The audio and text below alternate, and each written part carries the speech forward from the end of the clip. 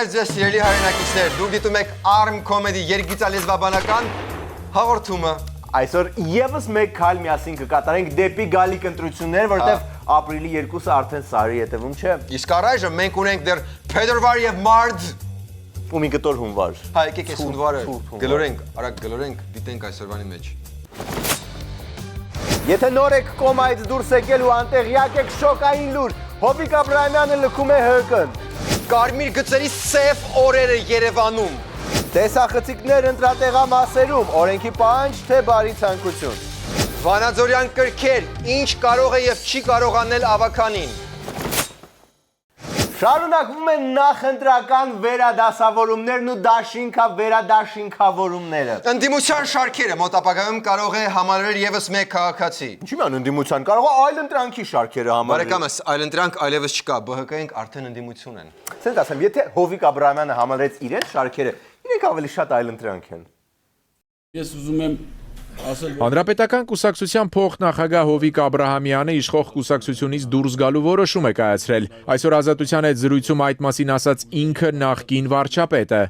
Այո, որոշում եմ կայացրել, հանրապետական կուսակցությունից դուրս եմ գալի, վաղը կլինի իմ հայտարարությունը։ Այն էլ ծննդյան օրով, չնայած կարող է հենց էտա, քեֆը լավ բան, գիտես քանի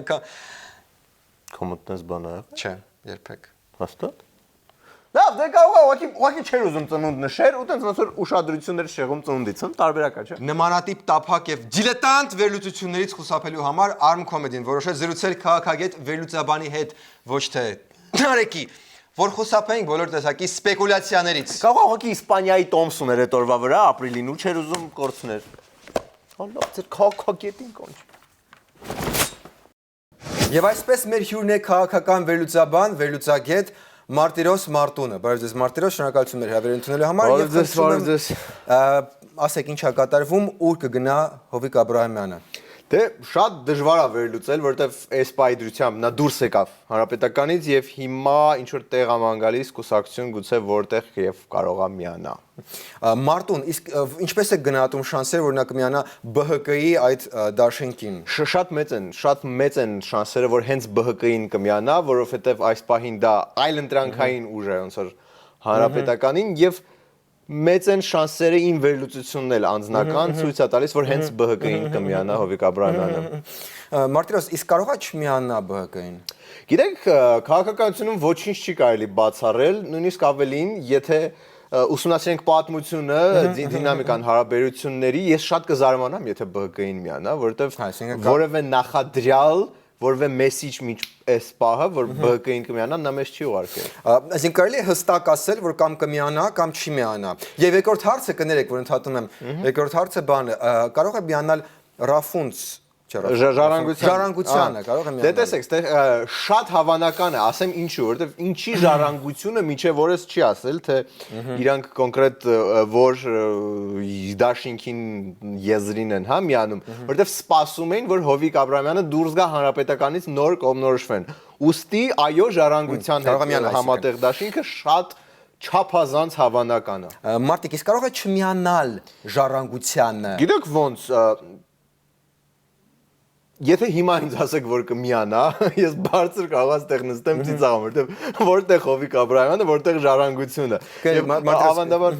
նույնիսկ ցույցերի ժամանակ շատ սուր քննադատություն է հնչել նրա հասցեին Ռաֆի Հովհաննիսյանի կողմից, այնց որ մազալու կլինի։ Այսինքն հստակ կարելի ասել, որ կամ կմիանա, կամ չի միանա։ Մեր անցկացրած հարցումները հենց դա են պնդում։ Մարտիրոս, եւ վերջինը, կա ինչ որ այլ կուսակցություն կամ այլ տարբերակ, ասենք ինքն իր կուսակցությունը ստեղծի։ Եւ չի սխալվի, որովհետև հիմա կարծես թե բոլոր նոր բրենդեր են, նոր կուսակցություններ են հայտնվում եւ ընտրողի համար շատ դյուրամարս կլինի, եթե նոր ինչ որ կուսակցություն ստեղծի հենց Հովիկ Աբրահամյանը եւ շատ լավ շանսեր կունենա։ Շնորհակալություն Մարտիրոս, իսկ կարելի է ամփոփելով ասել, որ բայց ես չավարտեցի, սակայն գիտեք, որ օրենսդրությունը ասում է, որ պետքա 6 ամիս շուտ ընտրություններից ստեղծի կուսակցությունը, ինչը անհնար է դարձնում ոնց որ նոր կուսակցություն ստեղծել ու մյուս կողմից ընտրողներին էլ շատ ծանրաբեռնենք ու ընդհանրապես 0-ից որից սկսել ինչ որ քաղաքական դիվիդենդներ հավաքել բավական դժվար է, դրա համար չի գնա Հովիկ Աբրահամյանը, այդ քալի դա զուտ իմ վերլուծությունն է անձնական։ Արտաշ ջան, իսկ կարելի է ասել, որ դուք այս պահին, այս վերջին 5-6 րոպեում ոչ մի օգտակար, այսինքն կներեք, ոչ թե օգտակար, այլ որևէ հետաքրքիր կամ արդյունավետ կամ կիրառելի բան չասեցիք եւ չբերեցիք որևէ կներեք վերջացնեմ, հա, եւ չբերեցիք որևէ հանգուցալուծում մեր հարցերից, ոչ մեկին կարելի է տենց ասել։ Շնորհակալություն, դա հերթորական հարցեր, Մի բան հստակ է, որ նա դուրս է եկել Հանրապետական կուսակցությունից։ Դա հստակ է։ Դա ես ամենայն պատասխանատվությամբ այս բանը ձեր եթերում հայտարարում եմ, դուրս է եկել։ Կարող է դուրս չի եկել։ Կարող է վերադառնալ։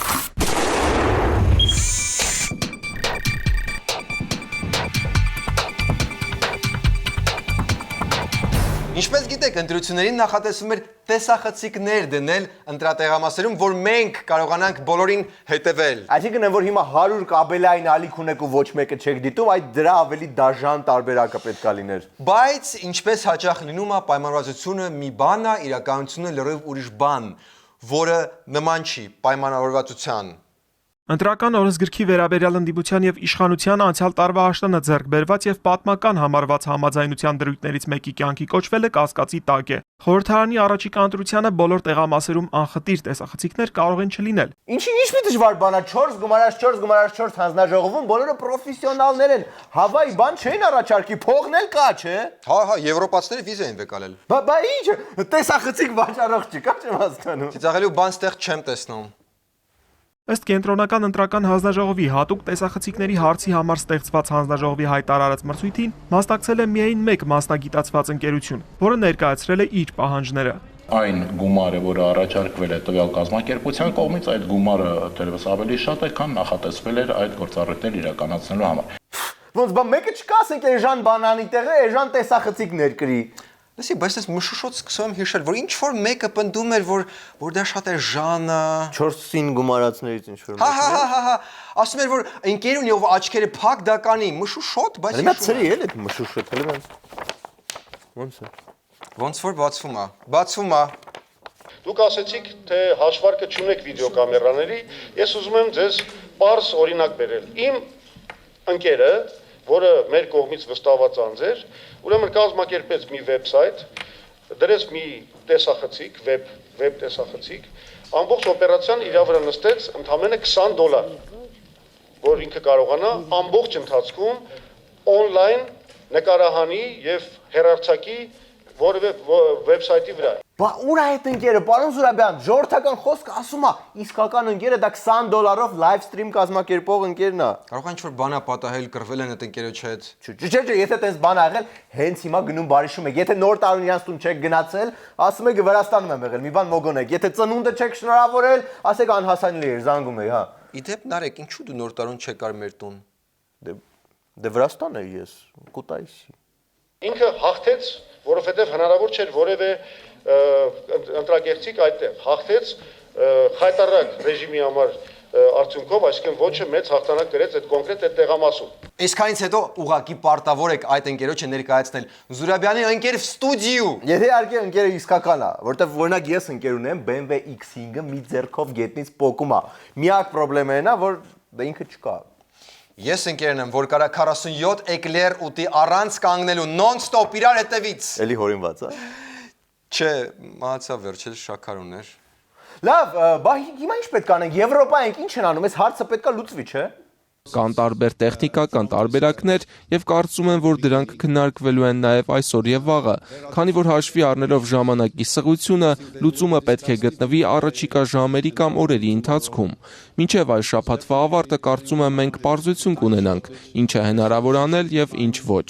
Մի խոսքով սիրելի ընտրողներ, եթե նախատեսել եք տեղամասից մամային ձեռքով անել կամ սիրված աղջկան ինչ-որ սեր բացատրվել, ուզում եք մի հատ պլան B մշակեք, եթե իհարկե Զուրաբյանի ընկերը չխառնվի ու ամեն ինչ կարգավորի։ Բայց չեմ հասկանում, եթե օրենքը պահանջում է, ոնց կարելի է չանել, եթե օրենքի մեջ գրված է դա։ Օրենքի գրված է, բայց ոնց որ պարտադիր չէ, էլի շատ է։ Ոչ պարտադիր, բայց պարտադրված։ Կարոտում ես արդեն։ Նոստալգիան խեղդում է ուղղակի։ Լսի Զուրաբյանը երեք մի հատ էլ խոստում տվեց։ Լսենք։ Բա իհարկե։ Ես ձեզ ուզում եմ ասեմ, որ մենք հենց հիմա տալիս ենք ձեզ երկու կարևոր խոստում։ Առաջինը, Իշխանության գալու դեպքում մենք վերագործելու ենք Նաիրիթ գործարանը, հենց կլորոպրենային կաուչուկի արտադրության առումով։ Հա, մի հատ ընկեր ունեմ, բոլորովին վերջերս գործարան վերագործարկեց, կաուչուկի արտադրություն։ Ու այդ մինչև լանչից հետո էլ մի քանի պոլիուրիտանի ցեղ բացեց։ Մնացեք մեզ հետ, մնացեք մեզնից էլ լավ։ Զորաբյանի ընկերոջից էլ լավ։ դա Այդքան լավ։ դժվար։ Ոչ, Ձգտենք ես դեպի։ իմ սրտի նկածը մաղթում եմ։ Ես այդ մարդն եմ եղել։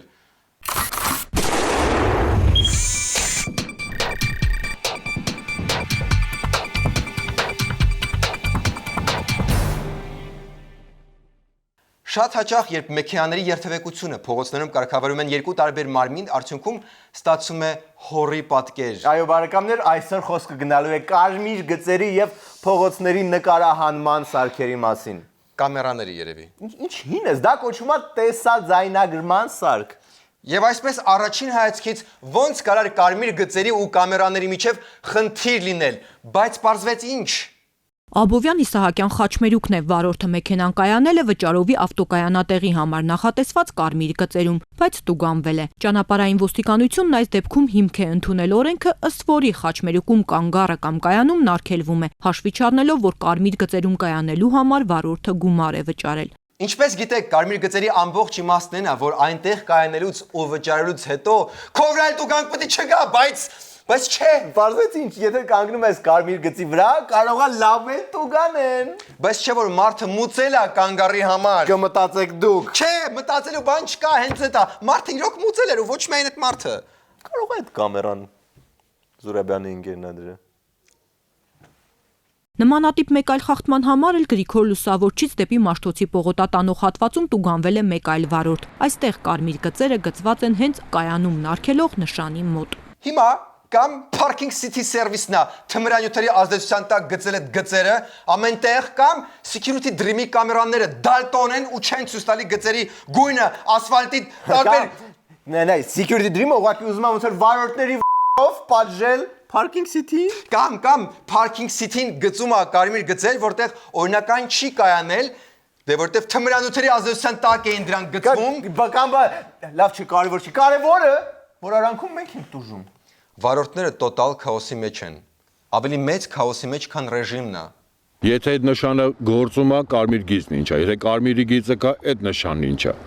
Սա թակարդ է վարորդի համար։ Այո, հարգելի քաղաքացի, սա թակարդ է վարորդի համար։ Պետք է հասկանաք, որ համ Parking City-ն է ուզում փող աշխատել, համ էլ Security Dream-ը։ Իսկ ով մեզ կօգնի այս դժվար պահին։ Դե իհարկե Սերգեյը։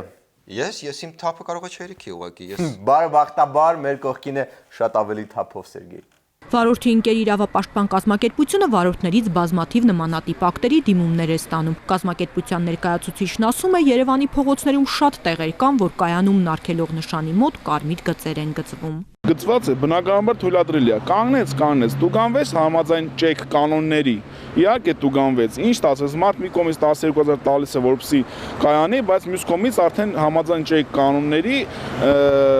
տուգանվում է։ Սերգեյ, դե մի բան արա։ Կամ ասա ինչ անենք, հավաքվին գնանք իրաց գրասենյակ կամ ինչ։ Առաջնորդիր մեզ զորավար։ Հաշվի առնելով երթևեկության կանոնների եւ կարմիր գծերի հակասությունները, Սերգեյ Ղահրամանյանը հայտարարում է, կարմիր գծերը նշելիս քաղաքապետարանը կամ մինչև վերջերս գործող մասնավոր ընկերությունը ճանապարհային ոստիկանության հետ չի գործակցում։ Քաղաքապետարանը եւ Parking City Service ընկերությունը, որը արդեն սեփականություն է կարծես թե դարձել քաղաքապետարանին, ինքը իր համար ճեկ կանոններ գոյություն չունեն, իրանց համար այլ օրենքներ գոյություն չունեն, քան ավտոմեքենայի տեղ, ինչքան որ տեղ կա, այդքան երկայնքով կարմիր գծեր գծելը։ Դե ուրեմն թույլ տվեք դիմեմ Parking City Service-ին։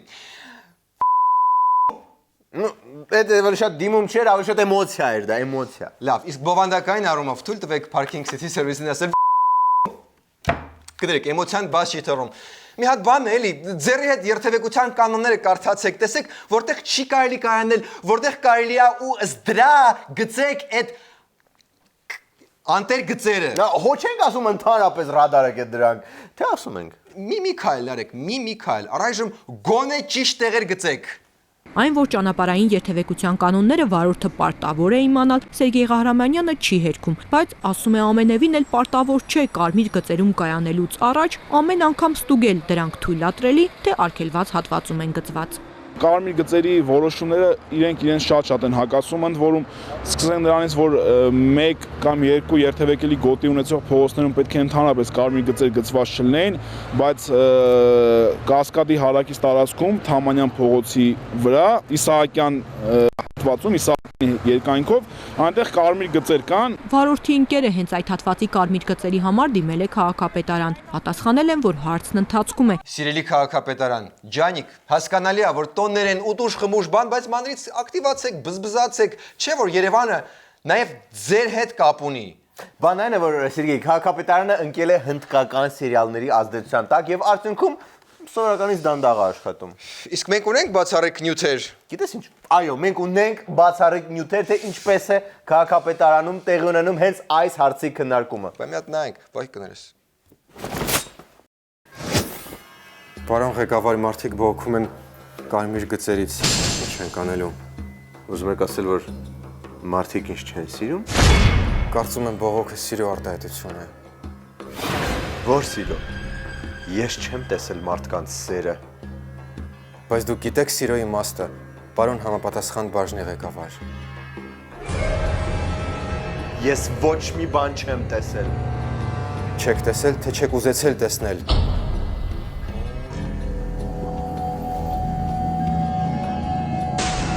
Դու ինձ մեղադրում ես անսիրտ լինելու մեջ, Այշա։ Ո ոչ, պարոն Բամբամբիգալո, ես գիտեմ, որ դուք տեղյակ եք սիրո մասին։ Որ սիրո։ Այն սիրո, որ բերում է արդյունքներ, ինձ պետք չի նման սեր։ Ոչ, այն սիրո, որը մաքրում է արդյունքները եւ առավոտյան լուսացակին պոմիդորով ձվածեղ է բերում։ Ո ոչ, այդ սերը ես չեմ տեսել։ Բայց տեսել եմ արհավիրքներ եւ փոթորիկներ իմ սրտումս ու հոգումս։ Ներեցեք, ես չէի ուզում փոթորկել ձեր հոգին, պարոն Բամբամբիգալո։ Ո ոչ, դու չես փոթորկում։ Դու հանգստացնում ես այն։ Պարոն Բամբամ, նախքան շարունակեք, ես ուզում եմ մի խոստովանություն անել, որից հետո կարող եք ինձ ատել։ Ասա, Այշա, խոսիր։ Ես ձեր կրտսեր բաժանաղն եմ, ում գողացել են ձեր մանկատնից, երբ դուք շատ փոքր էիք։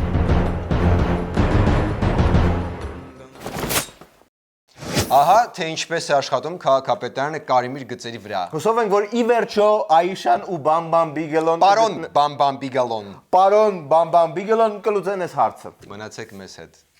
Իդեպ, կարմիր գծերի դեմ պայքարին միացել են նաև հայ դիզայներները, գիտեիր։ Դու՞։ Այո, նրանք պահանջում են, որ դրանք դարձեն մանուշակագույն, որտեղ չի նայվում այդտեղ կարմիրը։ Մի քիչ հոգնի, ես իհարկե, ինչի մասն է խոսքը։ Կարմիրը շատ զռ գույն է, զռ։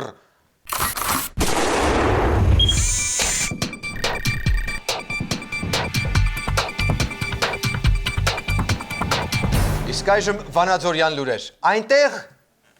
ոչ մի բան չի փոխվել։ Այսքանն էին Վանաձորյան լուրերը։ Մնացեք մեզ հետ։ Չէ, դե բայց ինչ-որ բան պետք է ասել, sense չեմ կարող ասել։ Ասուլիս չեղավ դրա մասին, որ այնտեղ էլի բան չի փոխվել։ Հա, արի եթե դնենք։ Վանաձորի քաղաքապետ հանրապետական Մամիկոն Ասլանյանն այսօր ամփոփեց պաշտոնավարման 100 օրը։ Ասլանյանը հատուկ ընդգծեց պաշտոնը ստանձնել էր տարեվերջին, այդ իսկ պատճառով լուրջ հաջողություններ արձանագրել հնարավոր չէր։ Հա, տարեվերջին էր իհարկե ու դրա համար բան չի արձանագրվել։ Այդ մեկին մի փոքր եւս պատճառ, որ ընդդիմությունը քանի որ ավելի շատ ավականու մեջ, բայց 4 ընդդիմադիր թակուն ձայն է տվել իշխանությանը, բայց հիմա ասես բաց չեն կարող ասել մենք ենք բալու, դրա համար բոյկոտ են անում, դրա համար ոչ մի բան չի արվում ու այդ հարցը մնացել է ու չի լուծվում մանտրաշ վիճակն է։ Մեկ էլ այ Սերգեյի ասածը։ Բայց ավելի մանրամասն։ Ասլանյանի խոսքով ստեղծված իրավիճակից դուրս գալու համար ընդդիմադիրները նախ եւ առաջ պետք է ներկայանան նիստերին։ Լրագրողներից մեկի հարցին, թե ինչու ավականու ընդդիմադիր 4 անդամները, ովքեր փակ գաղտնի քվեարկության ժամանակ ձայն են տվել իշխանության ներկայացուցչին, չեն ներկայանում նիստերին, Ասլանյանն ասաց, թե տեղյակ չէ ովքեր են իր օգտին քվեարկողները։ Դե հետ հարցում եք ավականու 18 անդամներին, որովհետեւ 4-ի անունները ես չունեմ, դուք գուցե ունեք։ Ես վստահ եմ, որ գաղտնի երկրպագուներն են, որոնք ուղղակի ամաչկոտ են ու չեն խոստովանում։ Բայց ինչի միանգամից վերածնունդ, լավ էլի։ Ես չասեցի վերածնունդ։ Հա։ Հա չէ։ Լավ։ Իսկ ինչի համար են ամենաշատը քննադատում քաղաքապետին։ Վանաձորի քաղաքապետին ամենաշատը ձյան կուտակումների համար են քննադատում։ Մամիկոն Ասլանյանն արդարանում է, տեխնիկա չկա, հատկացված փողն էլ քիչ է։ 7 միլիոն դրամը ընդամենը 5-6 օրվա նորմալ ձյան մաքրման աշխատանքներ կազմակերպելու համար կհերիքի այդքան գումարը։ Դե կարելի է գուցե իշխանական ավականիներով գնալ օգնել, քանի մեկը ոչ մի բան չեն անում։ Իսկ այդ ընթացքում եղավ քննադատություն, որ Վանաձորի եկեղեցու տերտերը աջակցում է իշխանական տեխնացուին։ Վանաձորի եկեղեցու տերտեր չէ։ Գուգարած թեմի առաջնորդ ընդհանրապես դա անհնար է։ Տենց բան երբեք լավ 1-1 լավ հաճախ, բայց արդյոք ինչ է ասում նա քաղաքականության մեջ խառնվելու մասին։ Սրբազանը եթե տարածաշրջանի առաջնորդն է եւ հորդոր է անում, կոչ է անում միավորվել, համախմբվել ազգային pedagogan կառույցների, հասարակական կառույցների շուրջ եւ միասնաբար գործելու։ Սա եթե համարվում է քաղաքականություն, ուրեմն ես կամ քաղաքականության մեջ։ Հա, ուղղակի տենց հոգեվոր ուժը շատ չհերիքեց ու մարդիկ չհամախմբվեցին պետական կառույցի շուրջ։ Առաջնորդը դիմեց նաեւ իրեն քննադատած падգամավոր Էդմոն Մարուքյանին։ Բան։ Էդմոն, արինց մոտ։ Ես քեզ ներում եմ եւ ամեն ինչ կանեմ, որ դու ճիշտ ճանապարհի վրա կարողանաս շարունակել քո քաղաքական գործունեությունը։ Ամենամեծ օգնությունը դա ուղղակի աղոթքն է։ Միակ արդյունավետ եղանակն է ինչ որ բան փոխելու այս կյանքում, թե չէ խորհուրդ բան շատ абստրակտ են, էլի այդպես խորհուրդները։ Իսկ մենք պարզվեց ունենք կադրեր Վանաձորի ավականու իշխանական ներկայացուցիչների մասնակցությամբ։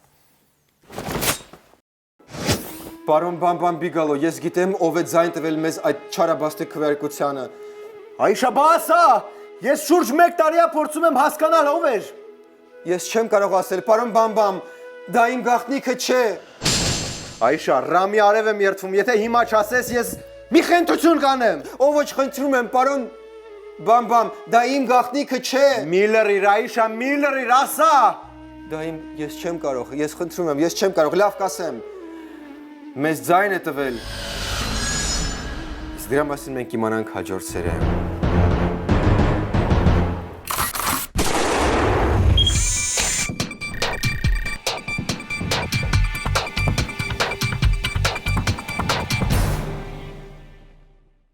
Այսքանն էր այսօրվա Arm Comedy-ին։ Վերջում առաջարկում ենք դիտել օրվա վիդեո բոցը։ Ես ուրախ եմ, որովհետև այստեղ Միացյալ Նահանգների դեսպան լինելը լավագույն գործն է, բայց խնդրում եմ այս մասին այստեղ չասեք։ Կարլ, ռեպորտաժ ինչի չկար։ Որ երրորդ օրն է։ Դու ինչ ես անիմաստ տեղ զբաղացնում մեր սենյակում։ Գնացի Գագիկ Սուրենյանի։ Ահա։ Արդեն գնացել էր։